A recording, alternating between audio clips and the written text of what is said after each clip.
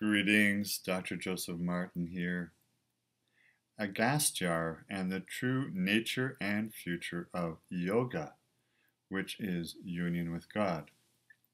Now, Buddha, Gautama Siddhartha Buddha, 2,500 years ago, predicted that in our time, in the 21st century, after the Common Era, or in the Common Era, there would be a great time of spiritual darkness and mental darkness, confusion, chaos, lots of illnesses and pandemics. And he also said that his Buddhist practices and teachings and the Hindu yoga and meditation teachings would be diminished, although they had been spread like water around all cultures of the world. And so hence this video on the true nature and the future of yoga going forward in the 21st century. Now, yoga was brought to the Western world in 1893 by Swami Vivekananda through the auspices of Ramakrishna and Sharada Devi, and later in 1925 by Paramahansa Yogananda, who started the Self-Realization Fellowship under the auspices of his guru, Swami Sri Yukteswar and Lahiri Mahashaya, and his root guru, Babaji Nagaraj, who's an incarnation of Shiva, the creator, destroyer of all the darkness, to rebirth the light for all. There have been many other people who brought yoga to the Western world, and yoga is now worldwide in terms of every city and town in the Western world, and likely in the Eastern world, now have yoga studios. And there are so many different kinds of yoga studios. Some for purely relaxation, some for flexibility, some for strength training, some for stress reduction, some for those who have some illnesses and want to heal themselves, some for just exercise, some for hot yoga, and all kinds of flow yoga and so on. This is exactly what I'm talking about.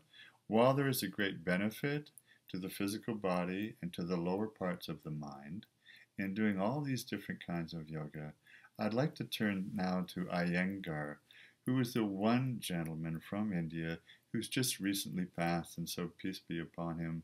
I see the light in his soul.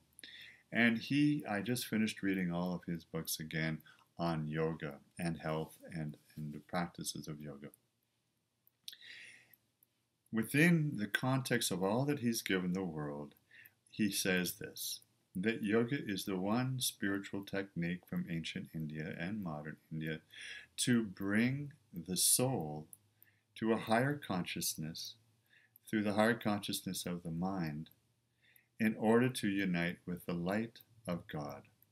So the metaphysical spiritual path of enlightenment and the end of death and rebirth cycles and reincarnations, the end of all that, and final and full liberation and enlightenment is given to us through yoga, and that's the one highest and greatest, most essential purpose for all of this. And so this is what we want to say. This is exactly what the positive part of all this is about. We need to understand that although yoga is good for the body and maybe a bit for the emotions, and it's about training the lower mind to understand that we can have a higher superconscious mind. And the fact that Patanjali, who wrote the Yoga Sutras, the 8 levels or 8 steps to yoga, meditation, and the highest superconscious attainment, this is done through the intention to build the mind in a purity and build the mind in a clarity and strengthen the mind so that it can move to higher levels of superconsciousness. And this is exactly what is needed and intended in the origin of yoga many hundreds of thousands of years ago. Now, who is this gentleman Agastyar? Agastyar is a man from India. It's said that he has lived over 5,000 years. Most Hindus these days, who aren't really aware exactly too much historically about the nature of the gentleman, say that he lived in the 6th to 7th centuries before Christ. And also we have a knowledge that in the 2nd century AD, he was the supreme teacher for Babaji Nagaraj, again the same Babaji that Paramahansa Yogananda talks about in his autobiography of a yogi. In fact, there are 2 chapters in that autobiography of a yogi on Babaji and who he is and what his mission of bringing the light and bringing love and clarity to humanity in a time of great darkness and chaos in the 21st century. Now, the name Agastyar is a Sanskrit term, and this is exactly what it means. Agam means inside, and er means belong. So Agastyar means one who belongs inside. And who is the one who belongs inside? It's the soul. It's the soul that we all are, that most people unfortunately yet don't know that they are a soul. That's an immortal, eternal soul. And yet this is exactly who we are. We're not our body.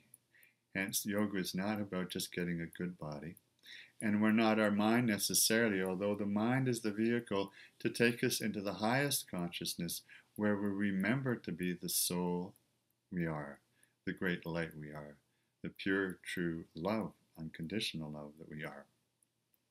Now, Agastyar is known in the ancient Hindu tradition to be the father of all Tamil literature.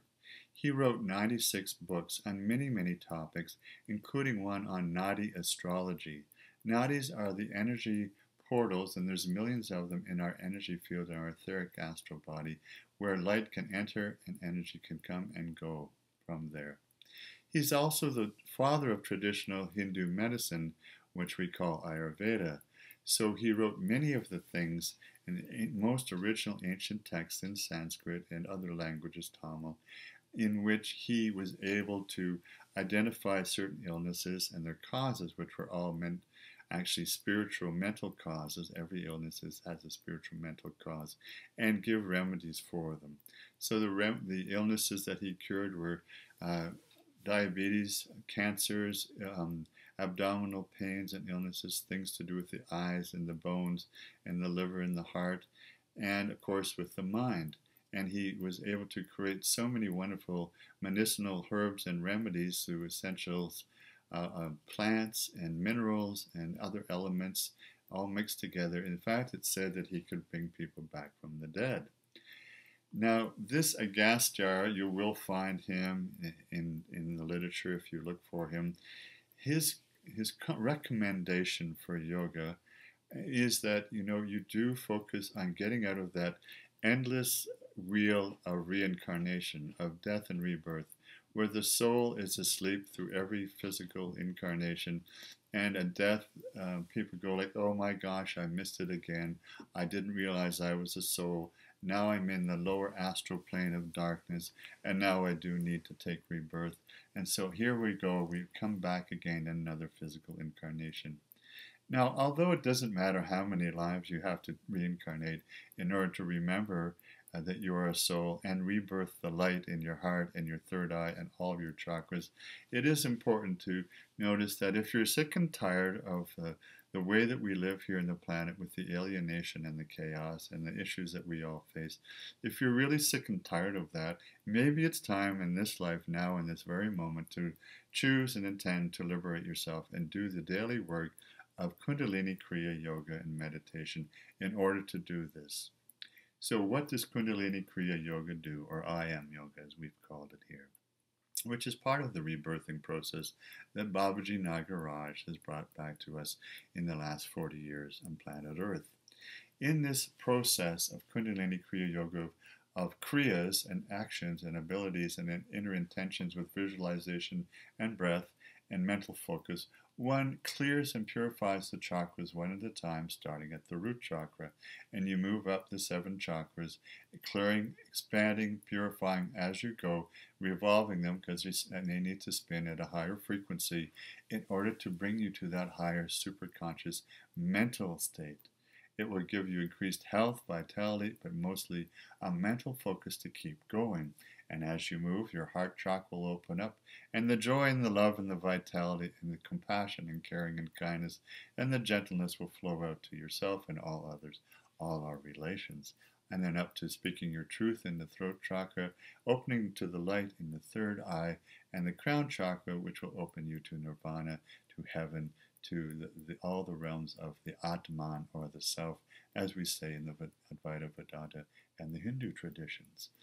So this is what yoga is for, to allow the superconscious mind to increase its frequency and its vibratory rate in order to spin more and clear all the chakras, get them all spinning in balance and in harmony, one with another, and then eventually to reach that supreme enlightenment in which is full and final liberation, whereby you can stay in the higher heavenly astral planes and never need to return to the earth. Unless, of course, you want to come back as a bodhisattva and eventually as a Buddha to care and support all those on the journey up the ladder to the heavenly realms again as well. Now, it's said that Agastyar actually, at one point in his 5,000 years of living, and some say he's still alive on the planet today in some form or other, that he drank all the waters and all the 7 oceans. Now, why did he do that? Because there were some beings called asuras, which are power-hungry nature spirits that were fooling around and tricking and causing problems for the beneficent devas, or devas as we sometimes say. So Agastyar drank all the oceans of the water, this is symbolic, and to release these malevolent or somewhat tricksterish asuras or nature spirits, in order that the benevolent devas could actually do their work. Who are these devas? These devas are the plant spirits of all the herbal medicine remedies that Ayurveda has been using for centuries. And in order for those devas to be activated, somewhat like homeopathic and naturopathic medicine, in fact Ayurveda is the root of all those, these medicines now are potentized through the work of Agastyar. Agastyar was said to have been given the 8 supreme powers or siddhis of Lord Shiva and his consort Mother Kali, and he was therefore considered to be the first siddhar, meaning the first person to have these been gifted to him as the empowerment from Lord Shiva to destroy whatever is dark, whatever is evil even, and what is holding back the light for people in their heart and their consciousness, in their daily life, in their yoga meditations, in their healing through, and of course now the potentized Ayurvedic medicines work more beautifully. And although Ayurveda has now again spread around the world, we'd like to say, and I'm sure Agastyar would say, that it's been watered down to a state because it all depends on the mental concentration and focus and purity of the person who's actually giving out the remedies. So for all of us who are involved in trying to learn more about Ayurveda, the one key goal, as in everything in life, is to purify and heal ourselves. So first of all, we go into the healing professions because we need to heal ourselves. And then as we continue to heal ourselves and purify our minds and move into the liberation of the superconsciousness and the light, the highest supreme light of all that is, then the work that we magnetically give to other people will have a greater benefit and healing effect on them. For after all, love is the only healing medicine in the entire universe, within the human species, and on planet Earth. And as we open to more magnetic, unconditional, great love, the big love as we call it, then everyone around us, including ourselves first and foremost, will be healed. So this is the whole point of Agastyar and the future and the real true nature of yoga, to not so much focus on the physical body, the emotions, or the lower mind, but to, as Iyengar has said, and as Babaji has said in his rebirthing techniques, to supremely work on focusing all the energies to move up the chakras, purify and elevate the superconscious mind so it can unite finally and fully with no ego in the one great light of Atman, the Supreme Self. This is the true nature of yoga. The 21st century needs this desperately now. It needs individuals like ourselves around the world who are willing to do this work every single day from the inside out on behalf of the soul. My one wish for you is you understand the true nature of yoga and the meaning and purpose for yourself, and how you can liberate yourself once and for all from the cycle of reincarnation, of physical death and rebirth, in order to have that complete and supreme joy and love and feeling of bliss, eternal bliss, in the oneness, in your union of your soul with the great source, conscious love of all that is. Dr. Joseph Martin, Namaste. I see the light in you. Om Namah Shivaya. May all that is unlike the pure light in you be destroyed so that the light can shine most brightly, infinitely, eternally, forever in your heart and mind and soul. Om Namah Shivaya.